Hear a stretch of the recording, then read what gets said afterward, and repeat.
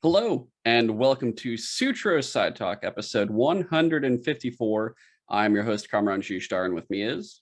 James Seelig. We are recording, this is our second episode recording today. Just a couple hours ago, we recorded episode 153, part 1. We actually haven't recorded part 2 yet. It's still Sunday, the 12th of June, and yeah, it's our extra early episode because next week I won't be here to record. I'll be in Denver, Colorado with some friends. So Yeah.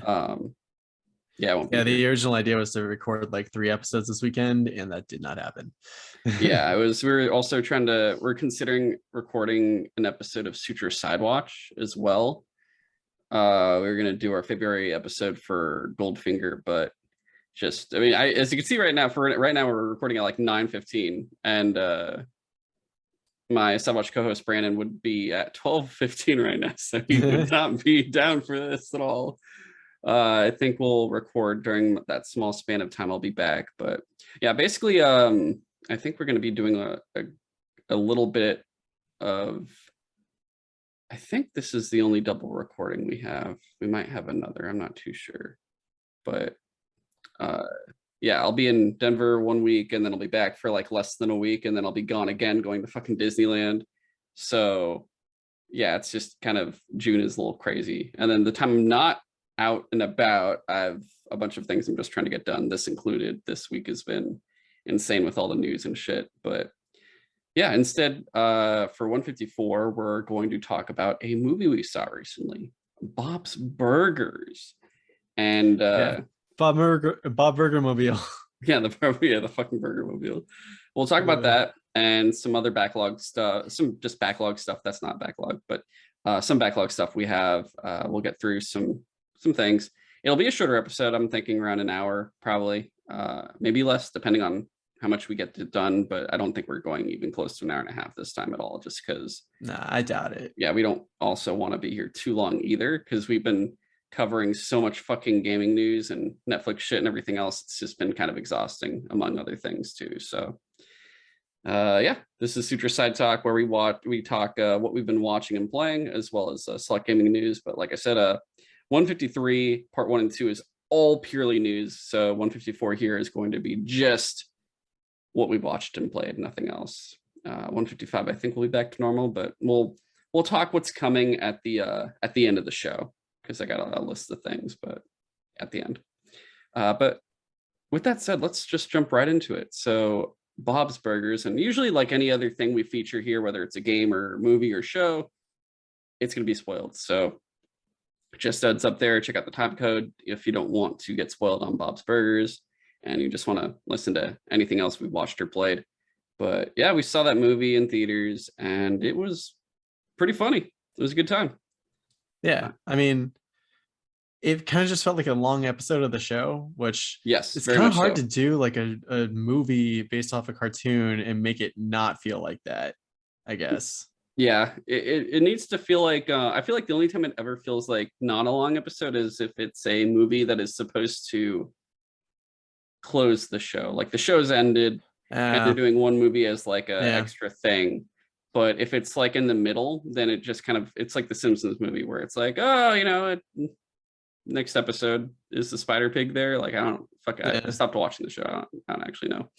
Yeah, but I didn't even know that Bob's Burgers was still going on. For some reason, I thought it was like done several years ago, but there's like, yeah, you said there's 12 seasons now. Yeah, so I thought there was like 6 seasons. I'm pretty sure I watched like 6 seasons, and then I looked on Hulu, and I'm like, 12 fucking seasons. What the fuck happened? And this isn't. It's funny because all these shows, they get old over time. They get tiring. You get fatigued by them. Exhibit A, Simpsons. Exhibit B, Family Guy. Like they kind of just grow old and stuff. The only ones that didn't were like Futurama, because it got canceled several times. Yeah, several times. So and then they brought it back several times, and they're doing it again. Yeah, and when they brought it back each time, it felt good because we'd missed it for so long, and it wasn't. There's so much they could still do. And at least from what I watched so far, now that I know I have 6 more seasons to watch of Bob's Burgers, like it was a very consistent, good show. I'd never had any complaints about it. It never felt old. Each episode felt like there was some progression a little bit or whatever adventure they're going on that day. And it was just great. And the fact that I forget the voice actor's name, but you know, he's the same as Archer. H. John Benjamin, I think. Was that okay? Yeah, and he's always great because I just the it's the exact same voice. Like I don't think he changes his voice at all. It's No, not just at like all. one is more mellow and one's more like Lana, and then you know like that's it. But Yeah, otherwise, H. John Benjamin. okay, cool. The movie itself though, it stood in line with the rest of the show. Like Jim said, it just felt like a longer episode. It was consistently good. I think I laughed throughout the whole film, Oh whether it was yeah. small or big, but there was just some great stuff. Dude, And like Luis got like the funniest shit for me.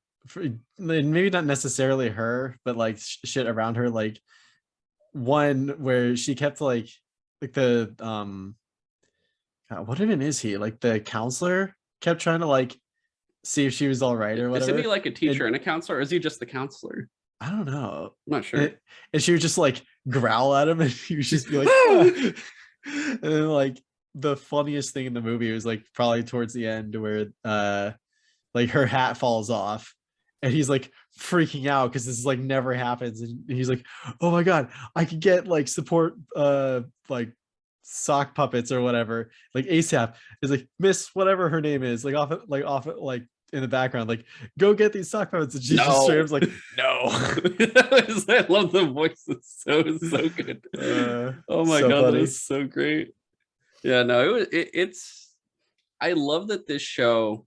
Like I said, I don't know how seasons 7 through 12, or I don't even know where I left off. I honestly don't have any idea where I'm so just not sure where I'm at. I'm probably just gonna rewatch the entire series, which shouldn't be it couldn't be too bad. I was gonna do that for Archer too, but I should just switch between like one season then the other season, just so I can just keep hearing his voice fluctuate between Dude, shows. the funniest thing in Archer is probably when they started an episode where or like pretty much the whole episode he thought he was Bob. Yeah, and his Like that was family's so it's his funny. whole family's animated in the Archer style. That was so fucking funny.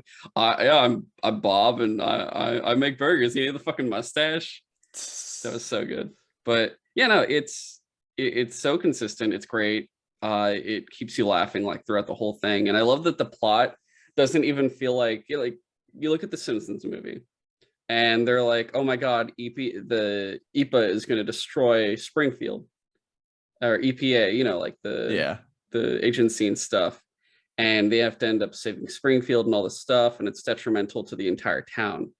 And for Bob's Burgers, it's just like, oh, a sinkhole opened up in front of the restaurant when the summer starts. It's literally like they can't pay their bank loan, so they Yeah. ask for an extension and they get denied, and they're just like, ah shit, we got to figure out a way to make like a bunch of money real fast, not just to And like save the business, but well, I mean, I guess kind of it's literally just to pay their bank loan. That's the plot. well, that's the funny part is if they couldn't pay their bank loan, they don't lose the house or the restaurant. They just lose their equipment that they used to cook. Yeah.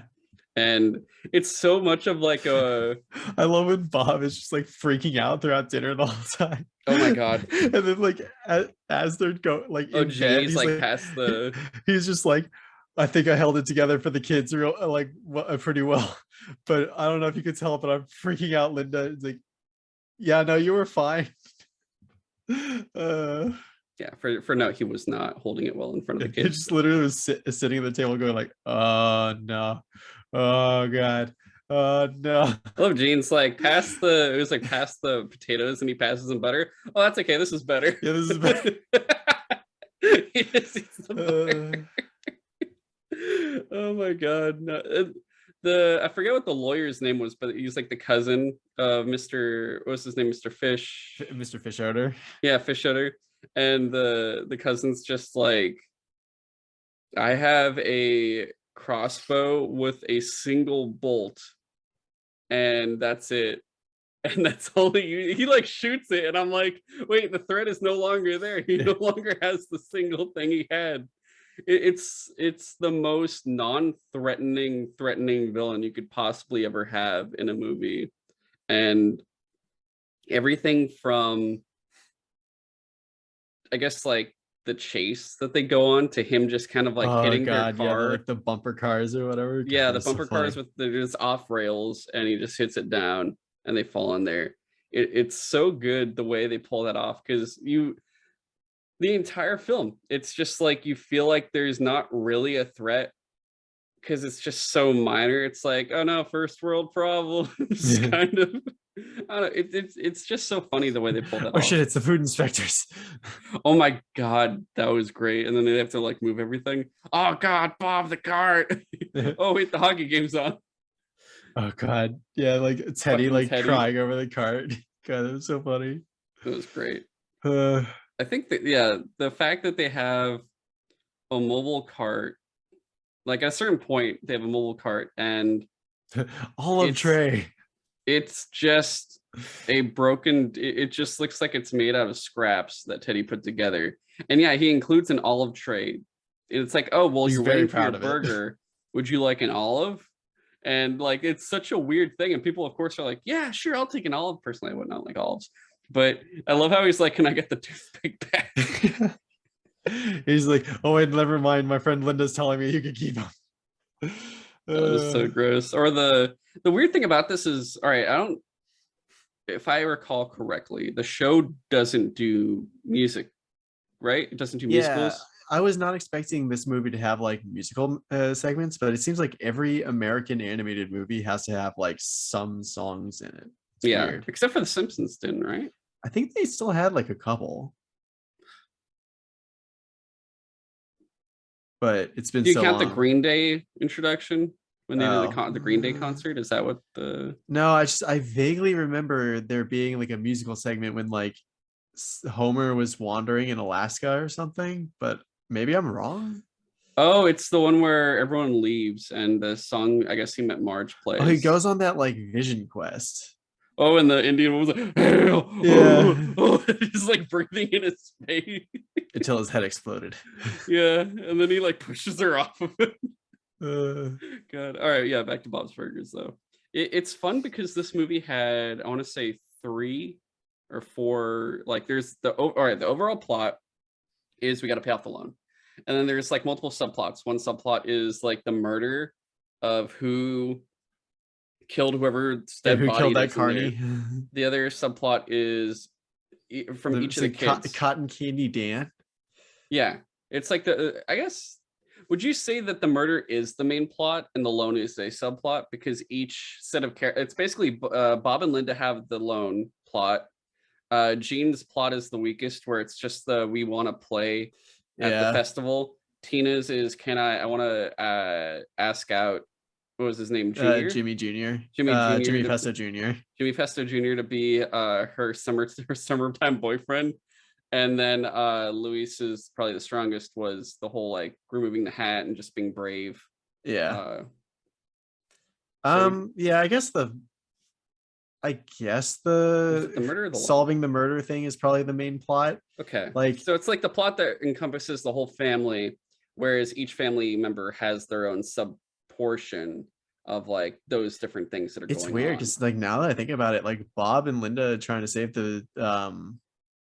the restaurant by just like selling burgers is kind of more of a side plot, even though like it's what started the whole movie.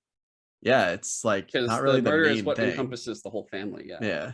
Yeah. More or less, starting with the kids and then dragging the adults into it. Yeah. So you have those 5, I guess, yeah, 5 plots, 4 subplots, 1 main plot. And yeah, in terms of like ranking them, it's easily like Luis's is probably the best, Yeah. personally, I would say, than the murder, than the loan because of all the dumb shit that occurs with the Yeah. loan, and then in Tina's because of the fucking daydream or dream that she has. Yeah. And then it would be Jean's kind of whatever band Yeah. thing. And like trying to make that instrument work. Yeah, the fucking weird ass instrument. And it's funny the way they pulled off is where like each of the characters goes through like a dream of what they want to happen and then like a negative piece of no, but this is what can occur. And for Jeans, it's Yeah. like, yeah, no one wants to show up and watch him play the fucking weird ass whatever the hell that was. For Tina, it was just like she is overplaying it in her head, where she's her own worst enemy, being like, I don't know if Jimmy Jr. will like me, but Which is also, like super relatable though. well, that's like any other person, especially at that age, because So, you're overthinking, you're creating things in your head, which oh can yeah. be to a point where it's like, what if you're crushing on somebody and Like I you're love not that like, scene where she's trying to throw away the barretless, the like the beret necklace thing. oh right, Barrette. God, words are weird. And she's like, can't quite get it away. it It's like kept so sticking stupid. there. Yeah. Uh, But yeah, like, when you have a crush and you make stuff up in your head about them and it could not potentially match to yeah, what like they the really fantasy is are. always going to be more perfect than reality, Yeah, but it's not real. exactly. Um, but her daydream is so ridiculous.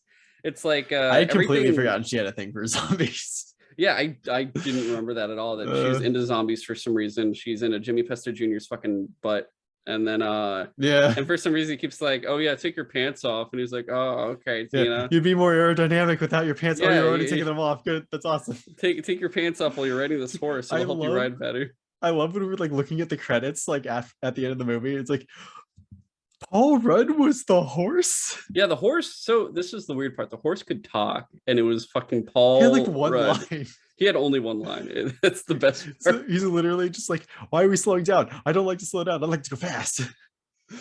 God, I love Paul Rudd so much. It's so random. That dude's hilarious. I love that guy. Otherwise, yeah, those two have that thing occurring, or like Gene and Tina, Bob and Linda, their whole adventure of just, we need to pay off the loan, and it's like, what's the worst thing that could happen? And like the sinkhole occurs, and they're trying to fill the sinkhole, and now there's a I dead love body it. in the Only sinkhole. like it only blocks off their like Only, yeah, Jimmy business, Pesto just is literally theirs. fucking laughing. He's like, ah. Yeah. I don't think he has a line in this movie, but it was, yeah, you just see his face and it tells you everything you needed to know. And yeah, they go through with the fucking, not even a food, it's like a food cart, not even a food truck, it's a food cart.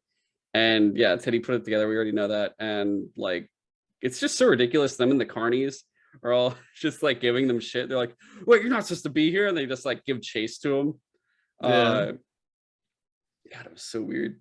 But Louise has the most interesting, because one, she's afraid to have her hat come off, and she has like because she's a little kid before, even though she's still a little kid, she has like she's like getting self-conscious of like, am I not growing up fast enough and stuff like that. and also altered memory of like how she remembers how she got the hat. Yeah. And you don't think we knew this the entire series. Like, you find out about the origin of the hat, and it's actually really interesting, because she's like, oh, I got it so I could be brave. Yeah, that was really sweet. And the real version. Yeah, and Bob's like, oh, it's because that was the hat my mom wore. Yeah, my And mom always wore like this bright pink hat, and I wanted to do that because it reminded me of her and stuff like that. yeah, and he gave it to Tina. And Linda just had extra material, so she made rabbit ears. Yeah, that was so random. Oh god, that was great. And it was very heartfelt, because it's like, I really wish you got to meet her, but you never did, and I'm always sad about that. But I was like, oh, that's actually really well done. I don't think, even in the show, I don't know if they ever had a wholesome part, at least so far. Yeah, I don't think what they I've ever watched. talked about that before. Yeah, so it was probably the most wholesome thing they've done in the show so far. And I say the show because honestly, this movie counts as the show. It's like, I said, it's just an extended fucking episode. It's like the Demon Slayer Mugen Train. Yeah, Mugen Train thing. Yeah, just like you can cut it up into like a multi-part episode. Yeah, it's not like the Cowboy Bebop movie or Trigun movie or any of those other ones where you're just kind of like, where does this lie? What is it? It's like, oh, it takes place in between here and here, but it's completely irrelevant. Fuck it. And it's just like, oh, okay. Yeah. Or like all the Dragon Ball movies where it's like, is this even like canon? Like pretty much most anime movies, honestly, that like go hand in hand with the series are usually like that for some strange reason. Yeah. But otherwise, yeah, it was a good movie. And I think the also ridiculous thing was when Louise goes into the hole and the skeleton falls on her, and she screams, and the fucking teeth fell in her mouth. Oh my god. That was... I love how she also happens to keep like the one weird tooth that like solves the murder. Yeah, I just love that she's like, I just love the idea of, what if a dead body fell on you and it's so decomposed that its teeth fall into your mouth? How would you feel about, like, how would you? Although Well, she's describing it to Bob later, she's like, yeah, those teeth fell in my mouth. It tasted like death. I tasted death. I mean, that is how you taste Uh, death. That really is like uh, a way to taste death, then technically, I yeah, would say. that'd work. Yeah. You know that reminds me of do you remember the Road to El Dorado? Oh yeah. Remember when they get off the boat and they're like kissing the sand, and Miguel accidentally, like, they're kissing the sand, their eyes are closed, and there's a skull on the beach. And Miguel accidentally like goes up and starts kissing the skull, and they're like, "Oh shit, skeletons!" And like when they come back, like it shows Miguel like this, just like fucking rubbing his mouth off. It's so fucking good. Like I think that's like how you'd potentially react. Probably. Maybe. Yeah. But yeah, overall the movie is great. It's funny because like it came out the same time as Top Gun Maverick, so it's kind of like, oh, how are you gonna do I this? still need to guys? watch Top Gun so that I can watch Maverick, and so we can talk It's about also on that. Paramount Plus. Knock that out too with the South Park stuff. Oh, that's a good idea. Yeah, get to it, dude. You got until I come back from Denver. So I don't know. That's fair.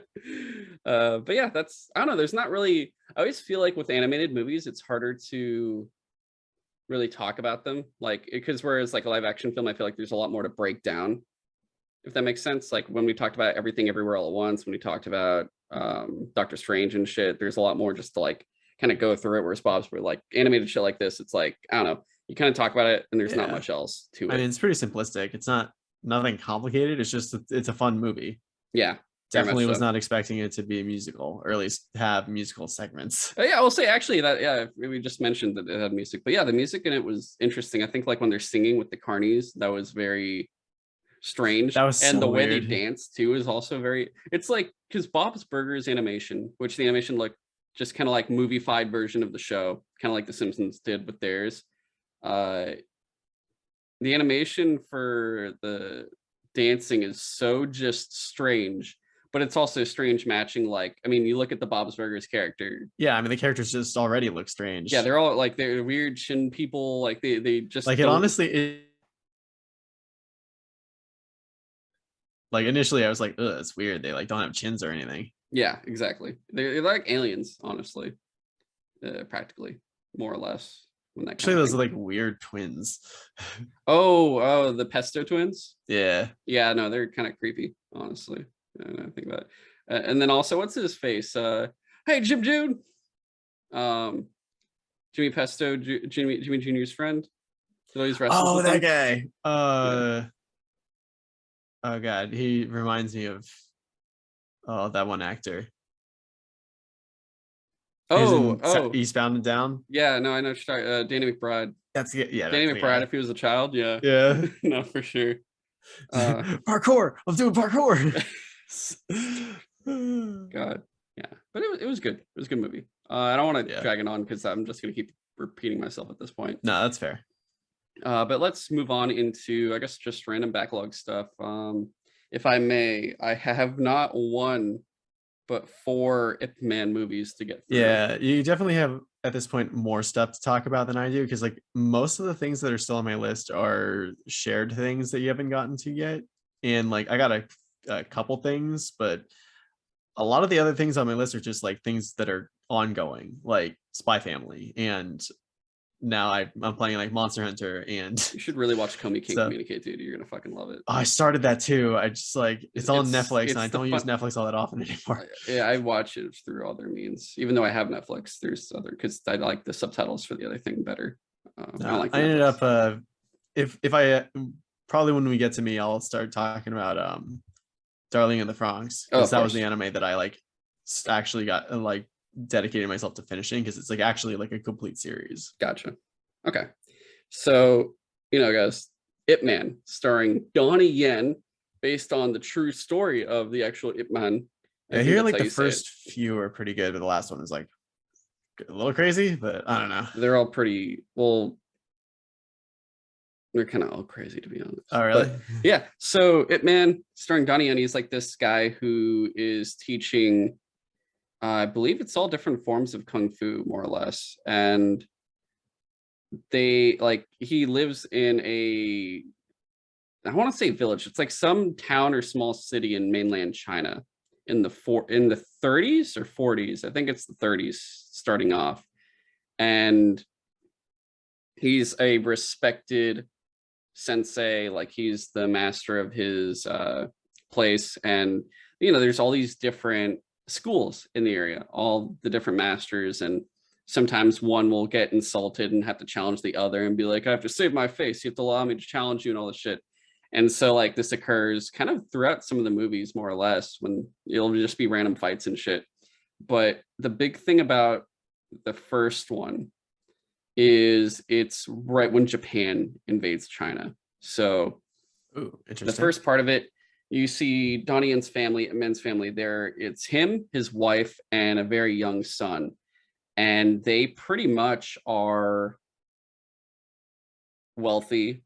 They're well off. Like they have everything they could want. And once Japan comes, they kick all the wealthy people out. They're more or less homeless and just trying to survive. And it's Japanese occupied China. So everyone's just kind of in shit mode at this point. And it goes from like, it shows the town, it's like such a nice sprawling place, to now just a death place. Like everyone just looks defeated. It's all depressing. People are starving because the Japanese took all the food. And for those that don't know, the Japanese are very, very, very horrible, or you could even fucking say evil, honestly, when they were occupying China in World War II. For actual history, just look up things like the rape of Nanjing and other, you could look up anything of just Japan occupying China in World War II, and you'll find out a bunch of atrocities they committed. It's pretty fucking bad. It's on the level of, oh yeah, these guys would be allied with the Nazis. It was like that at that point. But didn't they eventually? No, that's what I mean. And it's like it's something you would expect from people that would ally with the Nazis. That's what I mean. Yeah, like, that's I fair. think they committed. Oh, you're saying like you understand why they did later. No, I'm saying like it makes sense that they were allies considering the way they treated people. Okay. Yeah. So the whole story is pretty much it just I'd say like the first half of the film is just establishment of just like, hey, this is how life is here. And then the second half is, hey, this is occupied Japan, everything fucking sucks. And to the point where Ip Man finds out like, oh, the Japanese are looking for people to do work, and they get paid barely anything and barely get any food to survive, and everything else barely any food to bring back to your family, even more so. And they're like, oh, well, the general that occupies this place, the Japanese general, holds a tournament, and he will let people fight for whole like bags of rice. And if you can win, you can take the rice. But if you lose, like you won't get to take the rice, and there's a chance you could get your ass beaten to shit. And so he goes and checks it out, and pretty much if someone doesn't obey correctly, they just get shot and killed. And there's like the general and his like second in command guy, which is second in command guy is like legit like fucking Toad Man. He doesn't actually look like a toad, but he's like one of those bastards that you don't outright hate the general when you see him. But when you see his second in command, you literally are just like, I really, really want to watch him die. Like that's literally the attitude you get. He's like this bastard who is looking for any excuse to do something to a woman, to kill somebody. Like one guy, one of the other dojo masters, he's in charge of one of the schools. He wins and beats all these guys. And then I think he loses to the general himself and tries to fight him. And when he loses, he goes to pick up all the rice that he won. But because he lost that last match, I guess the second in command guy's like, oh, you can't take any rice. So he shoots him. And he's like, what the fuck? Even the general is like, why the fuck did you do that? And he's like, he lost. He doesn't deserve the rice or something. And that's nuts. Yeah. So Ip Man eventually goes and is like, he's pissed off. He sees him die.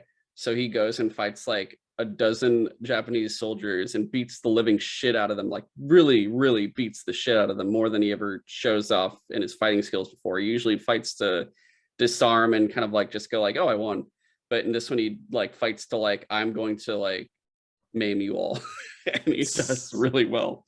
And then like the whole thing leads up to like a whole fight against the general, and he wins but is shot by the fucking shitty guy, who ends up finally dying, which is great. But it's interesting because like he inspires all of the Chinese there to rise up pretty much and try to take the city back from the Japanese. Like they pretty much start rioting and like taking down soldiers and shit.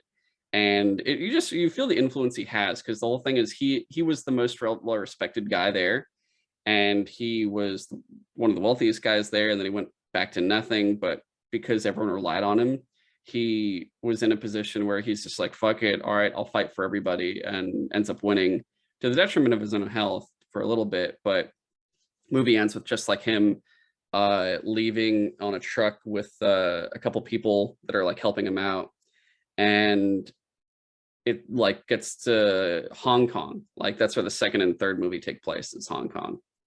And in Hong Kong, you pretty much just, like, him and his family have nothing. Like they're just kind of like, oh shit, this sucks. And he has to establish a school there, and he's trying to, and all the kung fu guys there are like, no, fuck you, you can't do that. And he has to like challenge them to pretty much like gain their respect and be allowed to have a school. It's kind of like a union thing. It's like, wait, you're not part of the union, you can't fight here, you gotta pay us your fee before you can even like train other students. And he's like, I don't have fucking money, dude, I'm just trying to make a school so I can afford to like save my family and shit. I was just in occupied Japan, what do you want from me? And the main karate guy, I mean not karate, sorry, kung fu guy, that was ignorant of me. The main kung fu guy, I guess saying kung fu guy is also stupid, but the main master of the main school in Hong Kong is pretty much also getting kind of like hustled by, not hustled, but I guess like exploited by British people. So in this one, in each movie has a different theme of exploitation, and I guess you could say imperialism. It's a very anti-imperialist movie, or I guess series. And you know, it's being made in China, so you're like, oh, I get it. And at the same time, you're like, well, it's not like Chinese propaganda too much, because they're not wrong. I also would not want an imperialist country in my country. I'd be like, I would like you to leave. So I'm like, you know, I can't blame them for this one. So, you know, Ip Man 1 is Japan. Ip Man 2, the British. So yeah, there's like this British boxer that's this total arrogant piece of shit guy. And he is like the Ivan Drago of the series, because Ip Man 2 is legitimately Rocky 4. Like, I kid you not, they straight up made, like, you could feel all the influences of Rocky 4 and Ip Man 2. And I'm like, I see what you did here. And it straight up has so many of the same notes. Like, all right, the master of the head school pretty much finally befriends Ip Man, and they're like getting along, and Ip Man's like, cool, I can make my school enjoy, and everything's going well. And finally the Chinese have had it up to here with like the British there, and especially with the boxer there, he just kind of beats the shit out of some of the kung fu students and stuff, just to be like, see, British boxing, I'm fucking amazing. And the master finally is like, oh, I'll fight him. And he loses to the point where he keeps getting back up. And he's like, don't stop the match. Let me continue this. And just like Apollo Creed, he pretty much dies fighting the boxer. And so because of that, Ip Man's like, oh, I'll fight the boxer next time then. And the whole thing is everyone's uniting, going, we need, like, fuck the British. They're doing all this shit to us. They're treating us like shit. This is our land. They can't do this to us. This is fucked up. So Ip Man finally like faces the boxer and then beats the shit out of him, and all the white people, like all the British people, come and watch. Like there's all these British people in like the stands, and they're like, woo. And he goes and like talks to him, and he's like, listen, I believe in all this shit. And it's the same kind of speech that Rocky gives to the Russians, where he's like, hey, I don't know you guys, but, you know, we're all people. And the Russians like, yeah, Rocky. It's like the same thing here, where the British are like, he's right. Like, Yeah, you know what? Fuck the Cold War. yeah, so it's like Ip Man teaching the British a lesson. And I'm just like, dude, I straight up just watched Chinese Rocky 4 and I was not ready for it. um Rocky, I mean, I was gonna say Rocky 3. Ip Man 3 uh is like, oh, he's like pretty much the main man of Hong Kong now. Like he's like the main master there. He's built himself up. He's highly respected, and he pretty much everything he built in the first movie before the Japanese came. He's like at that status again here. And this one is a sad one because his wife threw it all. Like it's the same actress, all that stuff.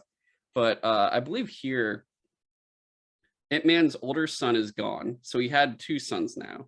The one from the first two movies is gone. I think he went to go study or go somewhere pretty much. It's like a few years have passed. So now he's a young second son. He was about the age of the first son from the first movie. So he's just like a little kid, goes to school and stuff.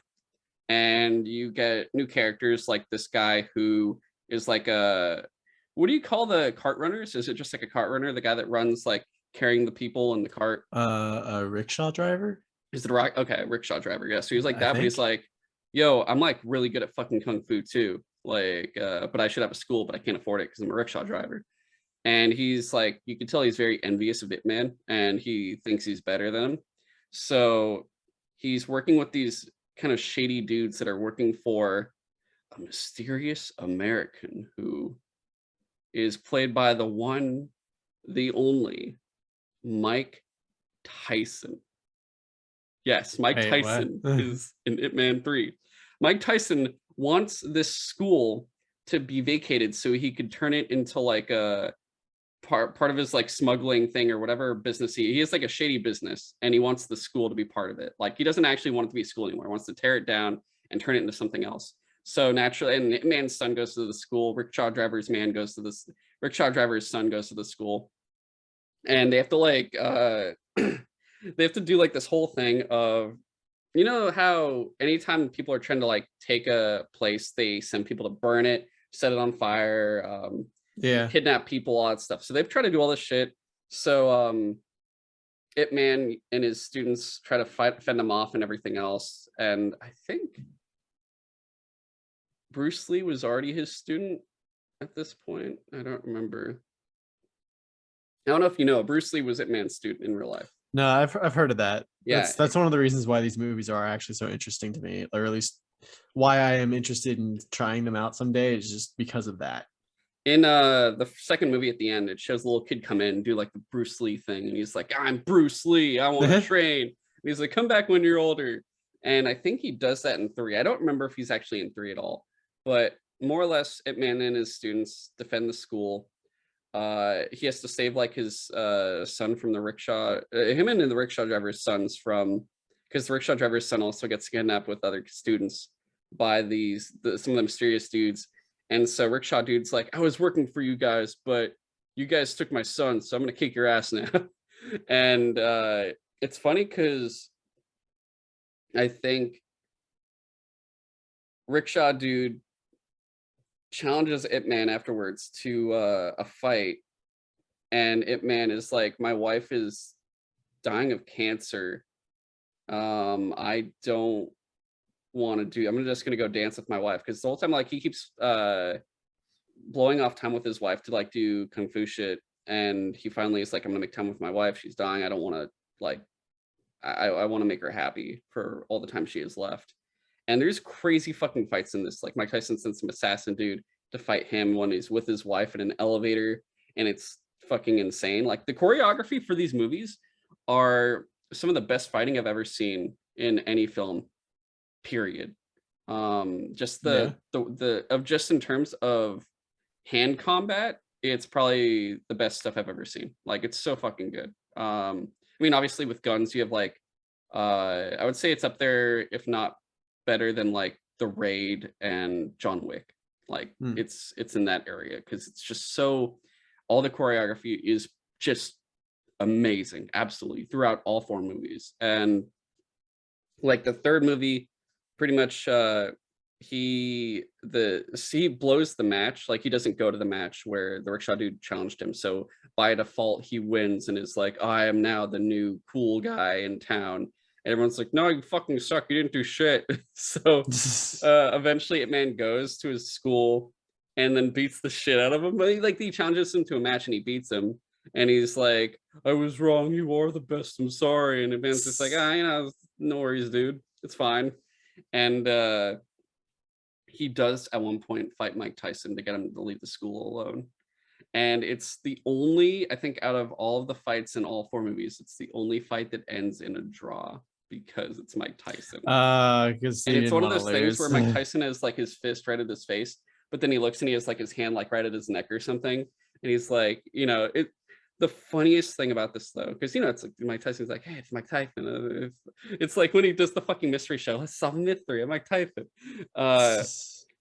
He speaks Chinese in this movie at certain points. Oh yeah? Yeah. Is he good? I was fucking dying, dude. I was fucking dying. I was laughing so fucking hard. No. No, it was great, but it's one of those things that feels so out of character. It's like when you hear Common, the rapper Common. Mm-hmm. Remember in John Wick 2 when he speaks Italian? Sorry, you cut out for a second. What? In John Wick 2 when Common speaks Italian. I don't remember that. Oh, well, it was fucking hilarious. It's like that. You can tell that they don't normally speak other languages, and when you see it, you're just like, oh my god. What was it like in Inglourious Bastards? It was like Arriva Dirty. Yes, but with a Mike Tyson voice and a list. Oh god. It was great. It was a dream come true. It's everything I've ever wanted, really. But yeah, no, that fight was insane. It's one of the best fights, but it ends in a draw because you're like, Mike Tyson doesn't lose. Like, that doesn't make any sense. And he's like, all right, I'm gonna lay off the school. That's fine. And by the end of it, it's hinted at that his wife passes away. Just, I guess that's probably what happens in her life. And because she dies of like a pretty much terminal cancer that you can't stop. And so you don't really see his first son after the second movie. Like, he never comes back. You just assume he grew up and started his own life and stuff. Apparently he started his own kung fu school too. But his second son, he never really teaches kung fu. And in the 4th movie, his son's in high school, I think, and he's kind of a delinquent. He gets into fights with people. He doesn't talk to his dad or respect him. He just kind of like, I guess, like, they don't get along at all. And so Ip Man wants to put him in a school in San Francisco because he wants him to go overseas, because also Ip Man finds out he has cancer and he's dying. Oh, damn. And he's like, I need to, I don't want him to be here because obviously things aren't going even well when I'm still alive here. I need to send him to San Francisco because, he'll have a nice American school. I hear great things about it. People go there and come back and they're better than they were before and all this stuff. And so also, like, when he was teaching people in China, like this guy comes in and it's like, I think it's like the 70s at a certain point. So this black dude comes with like a fro and everything. And, for China, they're like, huh? And he's like, yo, what's up, guys? It's so funny because, he's talking like this and none of them understand him because they don't speak English, but he also doesn't speak Chinese. So there's just like a weird language barrier that ends up causing a fight that Ip Man has to break up. Weird. Okay. And he's like, oh no, my sensei wanted me to give you this. He's Bruce Lee. And it causes issues, not there, but in San Francisco. So Ip Man travels over there. And it kind of is slightly a reoccurrence of, I guess why people may not like that one as much is because it feels like a rehash of Ip Man 2, where he comes in as a newcomer. He's not moving to San Francisco, but he goes there. It's already established. Like, there's already people there. It has its own, multiple kung fu schools, and none of them like Bruce Lee's school because he's teaching outsiders. When I say outsiders, people that aren't Chinese. And the whole thing is like Chinatown's dealing with racism. And it's interesting too watching this one because it's like, oh, it's our Chinatown. And there's like all these kung fu schools, and I'm watching it going like, there's like all these kung fu schools in Chinatown. What the fuck? And I'm like, that's cool, man. But I'm like, oh, right, it's the 70s. I forgot. And the whole thing there is you have all these different arcs going on. You have oh, everyone's kind of angry at Bruce Lee, and then Bruce Lee's like, I could kick anyone's ass, and he like fights these random guys, beats the shit out of them, and you're like, you get your oh cool Bruce Lee fights moment, and it's really fun just watching Bruce Lee do Bruce Lee shit. You're like, oh right, he's Bruce Lee. You're not gonna win against Bruce Lee. So it's fun watching that. But then you find out like, oh, the villains in this one are kind of like the Marine Corps that are stationed at Presidio, because one of Bruce Lee's students is a Marine, and he wants to introduce Kung Fu to the Marine Corps training there. And they're like, no, man, we only do Kung Fu here. Not Kung Fu, karate. Karate, and I think karate is Japanese, I'm pretty sure. And so they're like, we only do karate here, it's superior, and fuck you for thinking differently. And it's super weird, and it's like they get really racist, and I'm like, but karate is also it's Japanese, it's Asian. Why are you getting angry at the Chinese? It felt very kind of like weird, where I'm like, it feels like the Marines there were only racist against Chinese and not Japanese, but it was really bizarre. I don't know. But it's supposed to be based on a true story too there. Like all of it's supposed to be based on a true story. Because eventually like this is what helps create Kung Fu training in the Marine Corps. Like it actually eventually does happen. They say it at the end of the movie. But the Chinatown like head Kung Fu guy there is like kind of same as the one in 2, where he's like, yeah, screw you and where you came from. And Ip Man and him kind of become friends at a certain point. But this dude, he has a daughter, and she's like this high school girl who gets picked on by the white girls there because she's not white. And because she's like, oh, cool, you're like, you get to choose the new cheer routine because she's like a cheerleader. And it's like, oh, you know, you did a great job. And the white girls there are like, fuck you, you're not better than us, and like say all this shit. And she's like, yo, fuck you guys too. And then they like, it's actually kind of infuriating. It's very infuriating when I watched it, because these girls this girl gets these guys to beat this girl up. And I'm like, wait, you got these guys to go beat up this girl? What the fuck? And she puts up a bit of a fight at first. But it gets to a point where the white girl gets injured. She tells her dad, who's like a big, I guess, like immigration guy. So then he cracks down on Chinatown, going like, oh, cool, we're going to deport you guys and like all this shit. And how does this all loop back to like Ip Man's son? You barely see his son. It's just basically Ip Man navigating San Francisco, because he's dragged into all the San Francisco business. So he just like happens, he just comes to San Francisco. Oh no, sorry. So basically the reason it's wrapped up in it is the only way his son can get into the school is if he gets approval from the Chinese organization, the Chinatown organization, that's kind of the head of it. And the head is the guy who's in charge of the Kung Fu school there. And he doesn't like Ip Man because Ip Man trained Bruce Lee, and Bruce Lee's school is giving them grief for existing because they allow outsiders in. Okay. So that's why. So Ip Man kind of like, he helps the guy's daughter a lot. Like she pretty much starts calling him uncle at a certain point because they get close. And pretty much like all the shit happens with the Marine Corps. This like drill sergeant beats up all these Kung Fu masters and shit. So Ip Man beats the shit out of this guy. And the Marine who's in Bruce Lee's Kung Fu school gets it all on camera and is like, see, we can do Kung Fu. And the gunnery sergeant, which I was very sad. I'm like, why do you got to make the gunnery sergeant the villain, man? My grandpa was a gunnery sergeant. But like the gunnery sergeant's like, I'll teach you guys to think that like karate's not as good as Kung Fu. So he goes to the place where all the Kung Fu masters are, and just beats the shit out of all of them, like one by one, just beats the absolute shit out of them. And then they're like, oh god, the immigration place is going to come raid us too now, and they have to like hide out in Bruce Lee's school. And it ends up with like Ip Man having to fight this guy, but also Ip Man's been like not doing so well because I think the cancer is starting to, but he still ends up beating him, like still beats the shit out of this guy. And like I think a general or colonel's watching, and he's like, you know, I like this Kung Fu. This is pretty dope, guys. Interesting. Yeah, and it ends up like he goes back to China and it's like, you know what, you don't need to go back to San Francisco. It's cool. You're gonna stay in school here. It'll be fine. And he ends up dying at the end. And you see like Bruce Lee and his son pay respects and everyone else too. And it's pretty much it's sad. It's sad watching it end. And it basically overall, I don't want to get too like deep into each one, but like basically they're all really great films. I watched them all back to back more or less, so it felt really, really good watching each one and the progression it all made.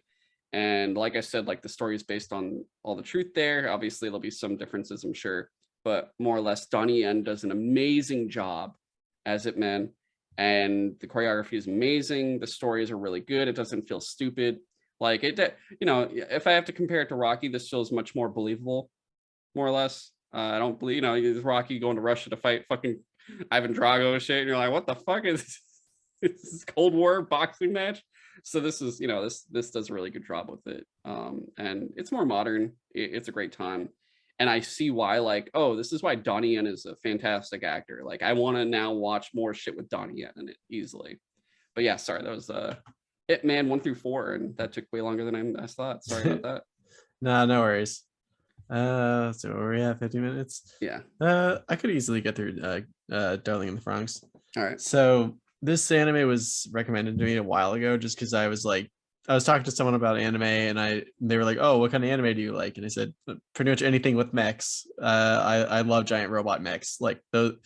So they recommended Darling in the Franxx, and I started watching it a while ago, and it's so weird to start off, like.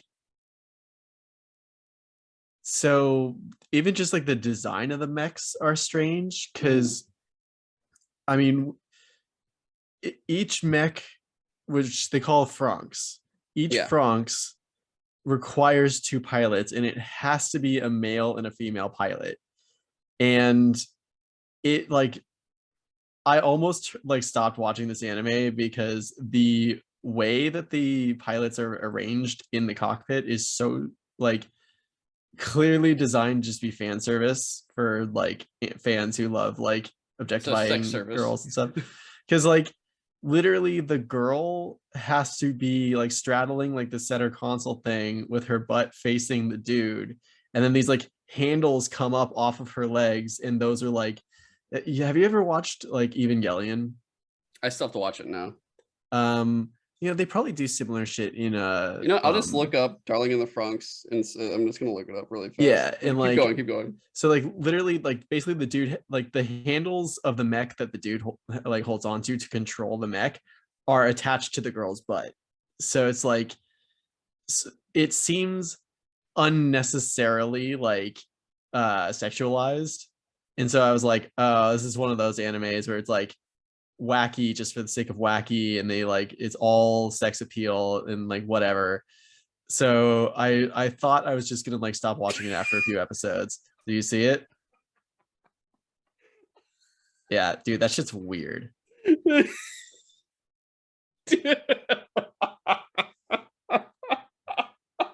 what like, the fuck? Who designed this? I have no idea. Oh my god. But like, what's even weirder is like, so it took me a while to understand what was happening, because like the dudes seem to be piloting the mechs, and the girls seem to become like the like they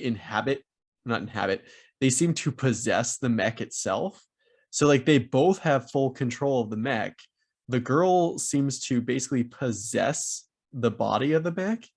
So whenever like they are talking to like other teammates and like the girl is talking, it's like the face of the mech that's talking, and they like have way more humanoid faces than normal, like, or than like any other mech anime I've seen. Like Gundam, they still look pretty like robotic. Evangelion, they look like kind of monstrous, but like none of them seem to have like humanoid expressions, let alone like fully moving lips and shit like that. So it was like very strange from the get-go. And what's even stranger is that like I kept watching, and I eventually stopped actually giving a shit about the mech stuff, because like that least interesting thing in the show. Like there's like a long stretch of time where they're like out of the mechs, and I didn't care because like this show, like you start to very like maybe it was because I was like half paying attention for the beginning of it, but like it seemed like the they don't tell you why the world is the way it is, and Yeah, like who designed why those the mechs? and like why the kids are fighting these things called klaxazors, which are basically just like half robotic lizard things. Hmm. And it literally just at first it just seemed like a generic thing that was designed just to have like mech fights. But you know, there it's eventually you start to get bits and pieces of like why the world is the way it is, and like why all the kids are just their names are numbers for the most part. And like one of the main characters is this like pink-haired girl with like red horns, who they even say like she is not human. Like they insinuate early on that she has like Klaxazor blood in her somehow, and she just goes by 02 because her number is literally 002. um and I guess the reason why the show is called Darling in the Franxx is like the main character could not, he was like training to be a Franxx pilot, but like couldn't do it or whatever. Like he kept not pairing with anyone. And then like this girl 02 showed up and shit went crazy midway through a fight. Like her pilot died. And he was like, Oh, the main character was nearby, Hero. The main character's like nickname is Hero because I think his number is like 016. Don't know why I remember that. But like so he ends up piloting a like basically the best Franxx with her, and it's like one, he's like, oh my god, I'm a natural at this, and two, there's this weird thing early on where anyone who pilots a Franxx with 02, like they've only ever been able to do it 3 times and then they die. And it's like so very early on it's all about like Hero is like still continuing to pilot with her even though it's like literally killing him, and then like he goes for the third pilot run and like it almost kills him, and then he's just like kind of gets gets out of it, or not, he gets over dying and just you know, like I'm done with this. I'm gonna live. like he basically he sees 02 like still fighting for her life, and he's like, wait, this is really selfish of me to like just leave her alone like this. I want to help her. And he just like gets back up. It's just like, oh, I have interesting. decided I will not die. Yeah. Which I do. The first image I look at, it comes with text saying "quit making weird noises." Oh yeah, dude. Like early on when they're doing the like testing their like syncing up for like piloting different Franxx, like the girls are doing like little moans and stuff, and it's just like Why? I don't know, because anime. uh but so where this show started getting interesting to me was like after the whole like Hero pairing with 02 and stuff like that, and kind of explaining these kids got to fight the Klaxazors. You start to see like what cities are like now. Like everyone lives in these mobile dome cities, and like the surface world is basically uninhabitable for some reason. And apparently humanity at some point figured out immortality. Oh, And okay. so like everyone kind of just lives forever, and as a byproduct we've literally lost our ability to have children. Oh. So that like brings into question like, well, wait, but then where did the main characters come from, because they're all children. And we keep hearing that like Franxx pilots don't live on to become adults, like they just never do. And they keep talking about stuff like the child fever and stuff like that, where they literally just start getting sick for no reason. And like you as a reward for doing so well, like the main character's team gets to like go into the city at one point, because apparently Franxx pilots, they just live on the outskirts of the city protecting the cities from the Klaxazors, and they just never get to see the people that they are protecting. And so they get to go into the city at one point, and one of them like gets lost and like gets to wander around the city a little bit more, and he gets picked up by someone who's like, oh, you can come back to my apartment and I'll like call someone to pick you up, no problem. And so that's where you get to learn a little bit more of what life is like for humanity at that point. And it's so sad because like it's a vision of humanity where we're so far advanced that like not only have we figured out immortality and like we can basically keep ourselves healthy indefinitely, we've also figured out just like how to automate everything so we don't have to worry about any like worries, like how to feed ourselves, how to like, you know, take shelter and stuff like that. So we don't really need any like each other anymore. So It's antisocial, or like, yeah, just everyone just stays in their little apartment pods like alone because they're like, well, why would I want to rely on anyone? Like it literally, this person was like, relying on other people is a chore. So why wouldn't I want to just do whatever I want to do, which is just exist essentially. And like this person even had a partner in her apartment, and she calls it like, oh yeah, we're doing this ancient ritual where people would, you know, pair together and live together.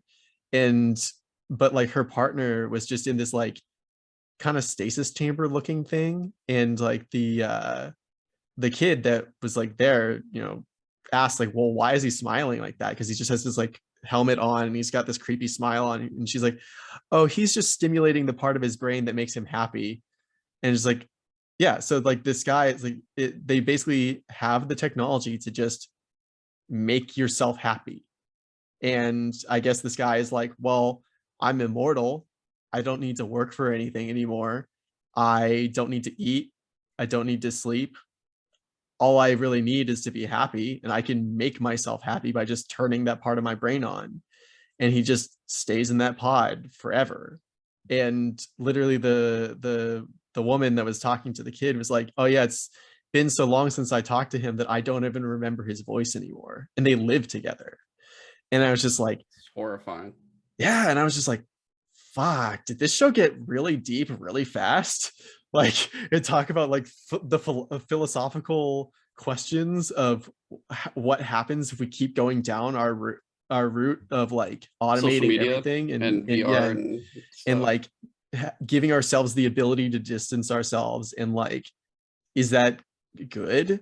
And so then like the rest of the show ends up being a lot about like, you know, going over why these kids are different and why like they are like, why it's important for them to make those connections, not just as Franxx pilots, but just like why humanity needs each other and why we need to make these connections because we are better for it. And it's just like, by the end of the show, I was like, yo, is this like literally one of the best romance shows I've ever seen? Like they snuck that into a mech anime. Like, oh my god. It's one of those things where it's like, you know, once you get past the piloting through the ass, you know, yeah. just And so that's the thing. It's like it's gonna be a show that's so hard for me to recommend to people because I'm gonna be like, you have to get through the silly shit in like the first 10 or so episodes, and then it gets into some like deep questioning shit that's like actually worth your time. Okay. Like when 02 and Hero like there is a story later on where you find out that they like actually met each other once as kids and their memories were wiped, and you're just like, oh shit, that explains so much shit. And like you get so or at least I got so invested in their love story of just like constantly being pulled apart and them knowing that they need each other, and like despite everything everyone else is saying, like that's the only thing that is true to them, that they need to like find each other again. I was so invested. It was a really good anime, honestly. Darling in the Franxx. How many Just get through the weird shit in the beginning and it's absolutely worth it. Is it like a 26 episode show or something? God, let me look it up on Crunchyroll real quick. Okay. It's only like one season, I assume, right? Yeah, it's a finished show, so it's not like ongoing. But otherwise, I guess that's all the time we got too, right? I think. Yeah, it's like a little bit over an hour. Damn, it's too long on the man. Too much Ip Man. But Oh Jesus. Oh man, there was a lot more of it than I thought. There's like 7. Wait, or is that? Oh, hold on. I keep forgetting. Crunchyroll splits it up into like different they do. languages. So it is 24 episodes. Oh, that's not bad at all. Yeah, that's easy. Yeah. Okay. Yeah, I just saw like 162 episodes, and I was like, how do I watch that in like 3 weeks? Real fast. I'm actually, dude, I'm finally I knocked out some video games. I don't know if I told you. Not really. Like I went through and tried them, and I was like, no, I'm good. I don't want to do these. And it's funny, like it was Ninja Gaiden Sigma Plus, which I did a couple levels of it, and I was just kind of like, I don't need to do this. Velocity, which is I think a PSP Mini, I want to say before.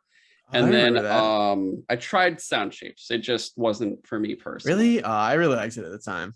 It was cool, but it just I was like, it's okay. I'm sure if they make a new version, I'll play that or something. But I got how many? I'm almost, dude, like eventually the Vita's gonna be retired. But I have 1, 2, 3, 4, 5, 6, 7, 8. 8 Vita games left. And then Vita will be retired. And I can finally really try using my Switch, I guess. Nice.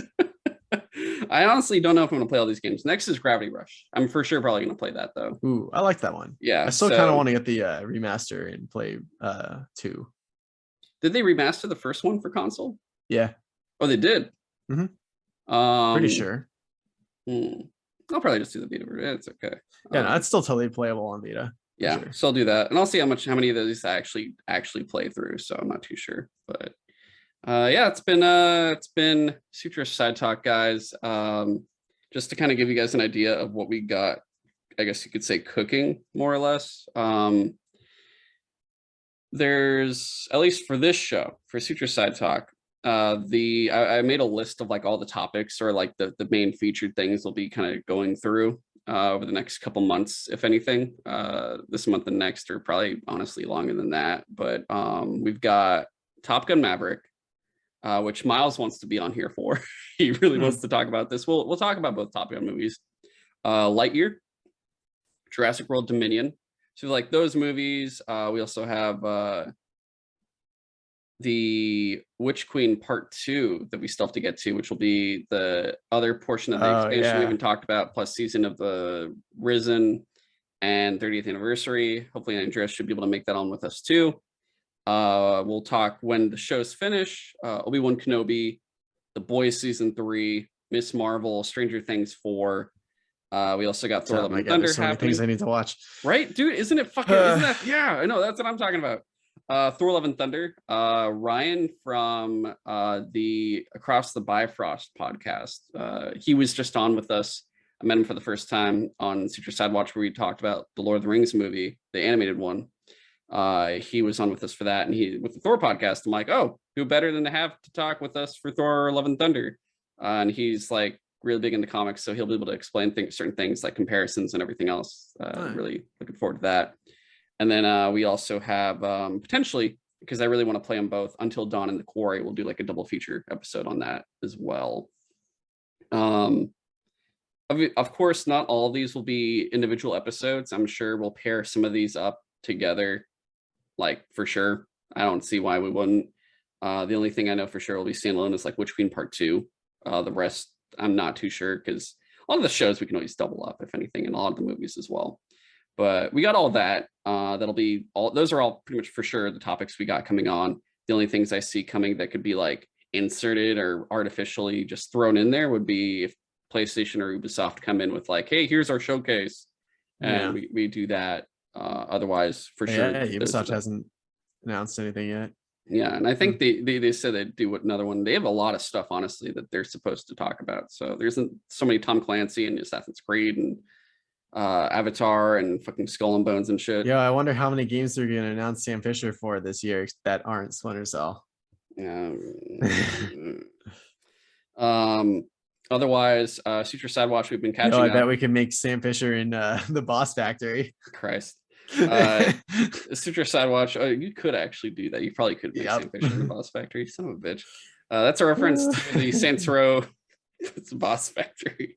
Anyway, Sutro Sidewatch, we have now completed January, which was Spike Lee, March, which was Miyazaki, and Takahata, Grave of the Fireflies, and Man Named Totoro.